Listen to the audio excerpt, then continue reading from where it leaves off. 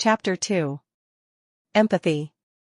Where respect builds the foundation, empathy constructs the bridge.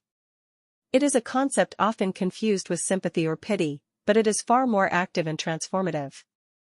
Sympathy looks down from a distance, "I'm so sorry you're feeling that," while empathy dares to step into another's shoes and feel with them, "I can understand why you would feel that way." Its strategic role in reconciliation is to disarm hostility.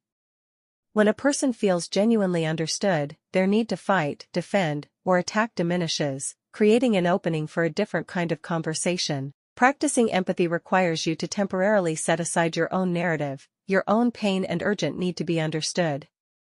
In attempting to grasp another's emotional state, you gain invaluable insight into the conflict's deeper dynamics and demonstrate a commitment to the relationship that transcends the immediate disagreement.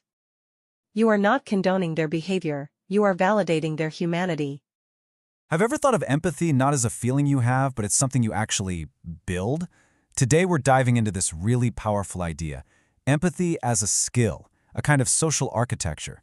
And we're going to use an incredible poem by Mildred Ochok as our blueprint to see how we can turn that feeling of being on the outside into real connection. So let's get into it. We're going to jump right into the heart of a puzzle, and it comes from a poem called Building a Better Bridge Between Boulders. It sets up a conflict that, honestly, feels super familiar, a tension that a lot of us are living with every single day.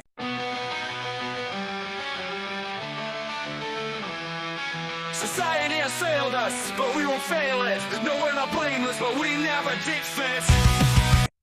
Just listen to the whiplash in those first few lines. Society has failed us, but we won't fail it. You can feel it, right?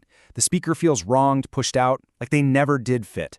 But instead of just walking away, they make this radical commitment to build something better. It's this powerful, almost contradictory starting point. And that right there frames the huge challenge we're looking at today. So this is the big question. It's the question at the very heart of the poem. And you know what? It's a question for our time for sure. When you feel let down, when you feel like the system is broken, how do you find the will and the tools to build something new instead of just tearing the old thing down? Well, it turns out the poet didn't just leave us with the question. She left us a key. To solve this puzzle, you need a blueprint. And luckily for us, she gives us one. It's hidden in the form of an acrostic, spelling out the word empathy. She breaks this massive idea down into 7 distinct, actionable elements. Think of these as our architectural principles for building that bridge. So forgive us if we spit on society's many faces. First up, E is for emotion. And this isn't about pushing away anger or pain. No, it's the opposite. It's about recognizing that emotion. That raw human energy is the starting point. It's the fuel. It's what tells you that a bridge needs to be built in the first place. We choose to be a conduit that'll fill the empty spaces. Next, we've got M for magnanimity. Now, what's really interesting here is that this isn't just about being a nice or generous person. It's a disciplined, strategic choice to stop the cycle of, you hurt me, so I'll hurt you back. It's the decision to design a future for everyone, instead of staying trapped fighting over the past. And we move on to that pit within which the rat races, within which society cheats us into becoming messes. Then there's P for patience. And let's be real, deep, messy societal problems aren't fixed with a magic wand. Patience is the commitment to the slow, sometimes frustrating work of laying one stone, and then the next one, and then the next, knowing that a bridge that's built to last takes time. It's a blessing and a curse. It's a win and a defeat. Society is us. We are it. Society is us. We are it.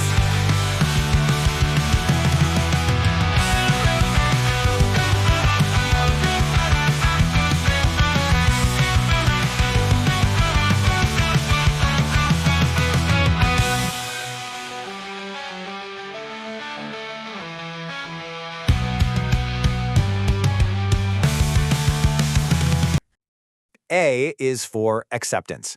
Okay, this one's a tough one. It means truly recognizing that someone else's reality, their history, their story, is as solid and real to them as yours is to you, even when those stories seem to completely contradict each other. You can't build on shaky ground, right? Acceptance creates that solid foundation. T stands for tolerance. But hey, This is not your passive, grit your teeth and put up with it kind of tolerance. No, this is an active skill. It's about engineering a structure that's strong enough to handle the stress of different, even conflicting ideas without the whole thing falling apart. H is for honesty. And this is an honesty that cuts both ways. It's having the courage to hear truths that make you really uncomfortable, and, this is the crucial part, to look in the mirror and accept your own role in the problem. The poem calls it being not blameless. That's a huge stress test for any bridge we're trying to build. And finally, Y is for yes. Think of this as the spark, the engine starter. Optimism here is not some naive, happy-go-lucky feeling. It's a conscious, political choice. It's the decision to look at something broken and say, yes, I will invest my hope and my energy into fixing this. It's the force that gets the whole project off the ground. Okay, so now we have our 7 elements. We have our architectural plans. Now let's go back to the poem and see how these tools completely unlock its message. This, right here, is where it all clicks into place. And check this out, it's just brilliant. When the speaker says, "No, we're not blameless," that's not just an admission. That is a profound act of honesty. When they say they won't fall into that pit of payback, that is magnanimity in action. It's a choice. And that pivot point, we choose to be a conduit, turning from complaint to creation, that is the powerful yes of optimism. And that final, incredible realization, society is us, we are it. Well, that's the ultimate acceptance. The us versus them conflict just dissolves. You see, the poem isn't just about a feeling. It's a step-by-step instruction manual using our blueprint. So what's the big picture here? What does this all mean? The poem's title tells us everything we need to know, building a better bridge between boulders. Let's just break down that beautiful central metaphor for a second. So imagine it. On one side, you have this boulder. That's the alienated us from the poem. And over on the other side, there's another boulder, the flawed, broken society. They're solid, they're separate, and they seem totally unmovable. That empty space between them? That's the conflict. And here's the crucial point. The bridge isn't something you just find lying around.